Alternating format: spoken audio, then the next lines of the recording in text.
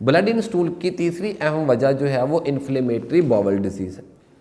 अब inflammatory bowel disease में आप दो ग्रुप बना सकते हैं, एक जिसको हम कहते हैं अल्सरेटिव कोलाइटिस और एक जिसको हम क्रोहन डिजीज़ कहते हैं। अब क्रोहन डिजीज़ जो है बेसिकली ऑटो इम्यून डिजीज़ है, यानी ये आपका अपना ही जो क़ुव्वत मदाफ़त का निज़ाम होता है वो आपकी इंटेस्टाइन पे अटैक करता है और इन्फ्लेमेशन काज कर देता है। इस तरह के प्रॉब्लम को क्रोहन डिजीज़ कहा जाता है और ये लॉन्ग टर्म चलता है, लाइफ लॉन्ग चलने वाला प्रॉब्लम है, लेकिन आप इसको मैनेज कर सकते हैं होम्योपैथिक में बहुत ही इफेक्टिवली और अपने लाइफस्टाइल को बहुत ज़्यादा इंप्रूव कर सकते हैं। दूसरा अहम इशू होता है जो इन्फ्लेमेटरी बाउल डिजीज़ का अल्सरेटिव कोलाइटिस, और ये बहुत ज़्यादा फ्रीक्वेंट है, यानी बहुत ज़्यादा लोगों में ये प्रॉब्लम देखा जाता है। अल्सरेटिव कोलाइटिस में क्या होता है कि वो लोग जिन्हें क्रॉनिक कॉन्स्टिपेशन होता है या समटाइम क्या होता है कि कॉन्स्टिपेशन की वजह से, कब्ज़ की वजह से वो अपनी फिंगर जो है वो अपनी एनस के थ्रू अंदर डालते हैं, जिसकी वजह से पखाना जो है वो खारिज होता है। आमतौर पे इसको हम डिजिटल एवैक्यूएशन भी कहते हैं, यानी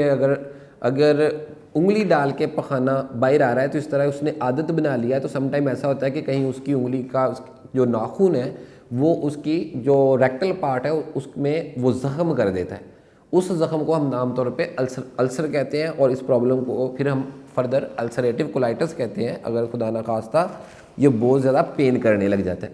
अब अल्सरेटिव कोलाइटिस एक ऐसा मसला है जिसमें ब्लड जो है वो स्टूल के अंदर नज़र आता है, लेकिन याद रहे जो अल्सरेटिव कोलाइटिस है इसमें जो खून है वो फ्रेश नहीं होता बल्कि वो मैरून कलर का होता है यूजुअली, और वो बाकायदा तौर पे जो फुजला या पखाना है उसके अंदर मिक्स होता है। इस तरह का प्रॉब्लम जो है इसकी और भी बहुत सारी सिम्टम्स होती हैं, जैसे मिसाल के तौर पे इसमें नॉकटर्नल फ्रीक्वेंसी देखने में आती है, मरीज़ रात को 2 बजे उठता है, 3 बजे उठता है, कोई फिक्स टाइम नहीं है, किसी भी टाइम पेट के अंदर मरोड़ उठता है जिसको हम टेनसमस कहते हैं, पेट के अंदर वट फिरता है, मरोड़ उठता है और फिर वाशरूम की तरफ जाता है। और इसके अंदर फिर आपको एक और चीज़ जो बहुत ज़्यादा प्रोमिनेंट नज़र आती है इस मरीज़ के अंदर वो है वेट लॉस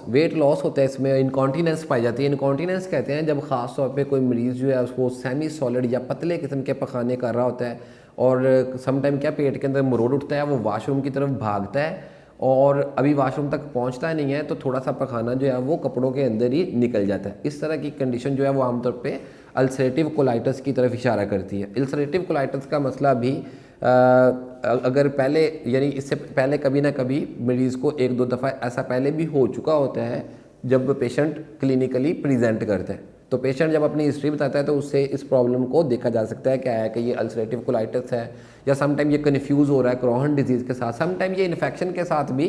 कन्फ्यूज़ होता है। लेकिन